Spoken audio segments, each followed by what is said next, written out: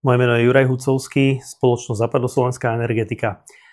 V čase, keď tu máme boom umelej inteligencie, rôznych smart zariadení a toho, že vlastne často sa práca bude už uberať alebo riadiť sama, tak študovať odborné vzdelávanie na strednej odbornej škole je niečo, čo bude čím ďalej tým viacej žiadané. Pretože tie technické, dôležité, zručné, manuálne práce za nás žiadna umelá inteligencia neurobí.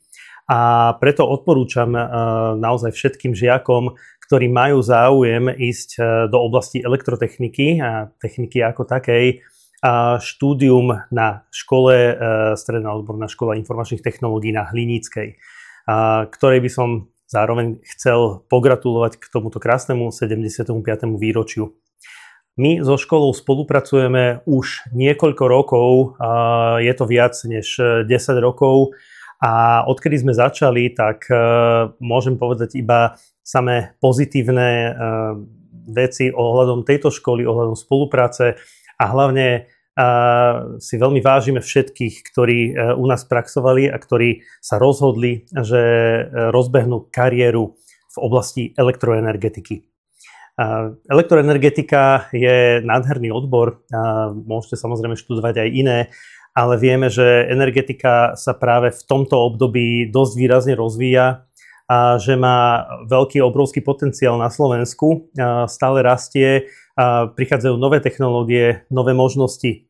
A ak máte záujem, ak máte v sebe takú tú chuť ísť do niečoho takéhoto, do niečoho nového, tak táto škola je pre vás tým pravým miestom.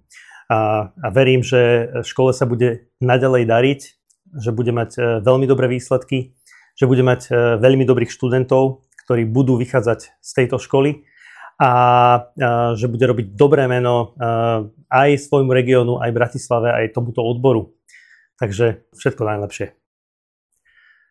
Veľmi rád by som poďakoval aj všetkým, ktorí sa zapričinili o to, aby sme mohli túto spoluprácu naštartovať a rozbehnúť.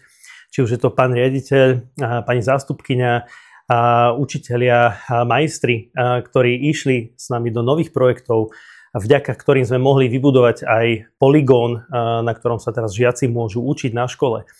A držím palce, aby sa škole a všetkým vám podarilo zohnať nielen šikovných a dravých študentov, ale aj pedagógov, ktorí budú pokračovať a šíriť tú odbornosť a tú úroveň, ktorú ste nastavili ďalej.